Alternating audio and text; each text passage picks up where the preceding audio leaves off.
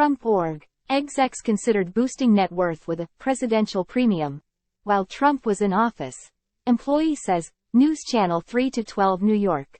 CNN. Trump Organization executives considered tacking on presidential premiums to some of then-President Donald Trump's properties in a way that would increase asset values and inflate his net worth in 2017, according to exhibits and testimony shown at Trump's civil fraud trial on Friday. Eric Haren of the Attorney General's office showed the court several versions of internal spreadsheets from 2017 financial documents prepared by Trump.org. Employee Patrick Birney. Time equals 400 ms. Greater than the various drafts of spreadsheets timestamped in October 2017 show calculations that include a presidential premium that marked up the valuations for certain assets 15 to 35%, significantly increasing the overall asset valuations. Birney testified that his former boss, Trump.org CFO Allen Weisselberg, was probably who told him to do it. This idea came during the same year the valuation of Trump's penthouse at Trump Tower took a hit after its square footage was corrected, reducing its size to 10,996 square feet from 30,000 square feet, something Trump incorrectly boasted about in previous years. Time equals 400 ms.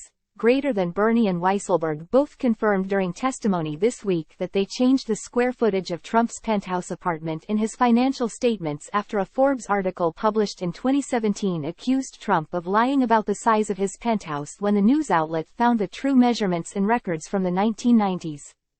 Time equals 400 ms. Greater than ultimately the presidential premiums were never included on Trump's financial statements.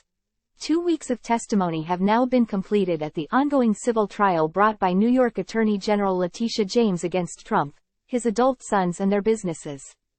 Time equals 400 ms. Greater than Birney, who was a senior financial analyst in 2016 when he joined Trump.org, still works there, now as Vice President of Financial Operations.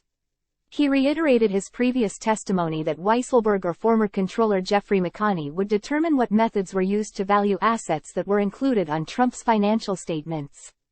Time equals 400 ms. Greater than Birney also testified that Weisselberg directed him to use low capitalization rates and top-of-the-market comparable recent sales to value some of Trump's assets. The use of a lower cap rate resulted in a higher valuation. He also said he used a low cap rate to value a commercial property which they partnered with real estate investment company Vornado at 1296th Avenue in New York, despite expressing some concern to Weisselberg over the data. The CNN Wire and Copyright 2023 Cable News Network, Inc., a Warner Brothers Discovery company. All rights reserved.